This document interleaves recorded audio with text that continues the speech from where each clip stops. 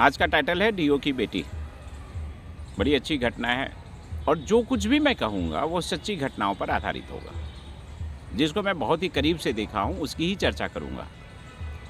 10th पास करने के पहले एक डीओ साहब जो LIC के डीओ थे अपनी बेटी को कोटा भेज दिए और कोटा में नामी गिरामी इंस्टीट्यूट LN में एडमिशन करवा दिया।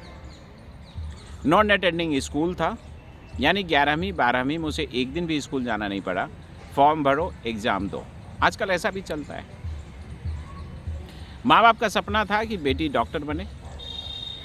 पापा यानी डीओ साहब बहुत अच्छी आमदनी थी उनकी, 2.5-3 लाख रुपया महीना कमाते थे। एक बेटी एक बेटा।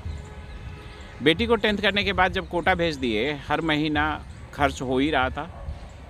11th की 12th की अपियरिंग कैंडिडेट के रूप में जब वो नीट का एग्ज़ाम दी तो उसका मार्क्स बहुत कम आया, 250 के लगभग आया।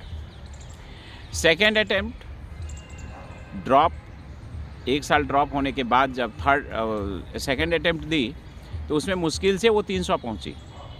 थर्ड अटेम्प्ट दी और फोर्थ अटेम्प्ट दी, यानी 5 साल जब वो लगा दी कोटा में। और इधर उसके पापा इतने समझदार थे कि ग्रेजुएशन में एडमिशन भी नहीं करवाए।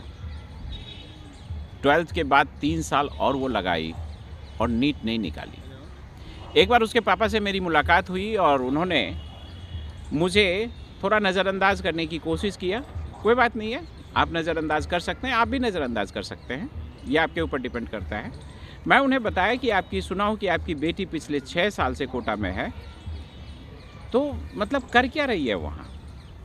उन्होंने कहा कि सर उसे डॉक्टर बनना है, नीट की तैयारी कर रही है। 6 साल में लगभग खर्चा कितना किया आपने? 15 लाख रुपया।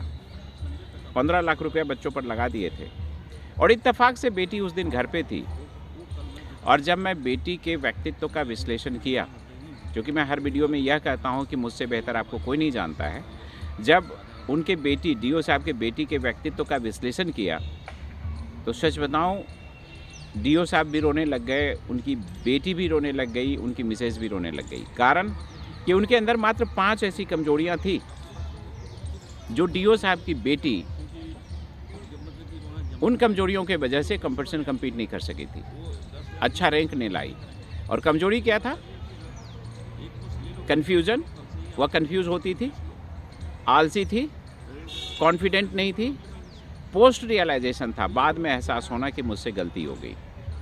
इस तरह से 5 कमजोरियां थी। एक था लैक ऑफ एनालिसिस, और इन 5 कमजोरियों के वजह से वह 6 साल वहाँ लगाई, 15 लाख रुपया बर्बाद की। और मैं झाजी को बोला, मतलब डीओ साहब को बोला कि आप 5 साल और लगा दीजिए, जब तक ये कमजोरी रहेगी रिजल्ट नहीं मिलेगा। आपको मैं इसलिए सुना रहा हूँ कि पैसों के दम पर आप कितना कमाते हैं वो मायने नहीं रखता है, मायने यह रखता है कि बच्चे में एक भी कमजोरी नहीं होना चाहिए। अकड़ में रहेंगे, पैसा और टाइम दोनों बर्बाद हो जाएगा, बच्चे का करियर बर्बाद हो जाएगा। इसलिए मैं कहता हूँ कि खुद को जानिए, आप क्या हैं और वह कैसे जानेंगे, तो मैं आपको मदद करने के लिए तैयार हूँ। डिस्क्रिप्शन बॉक्स में मेरा नंबर दिया गया है, उस नंबर पर आप मुझे कॉल कर सकते हैं, पूछ सकते हैं, मैं आपको आपके व्यक्तित्व के बारे में संपूर्ण जानकारी दूँगा। Thank you.